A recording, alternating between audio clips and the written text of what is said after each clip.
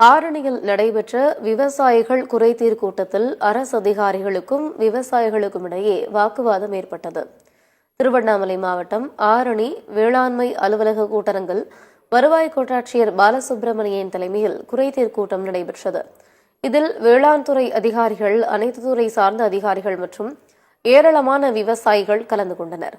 அப்போது விவசாயிகளுக்கு கிடைக்க வேண்டிய உரங்கள், விதைகள் உள்ளிட்ட விவசாய பொருட்களை வேளாண் துறை அதிகாரிகள் சரிவர வழங்குவதில்லை என்று விவசாயிகள் குற்றம் சாட்டினர்.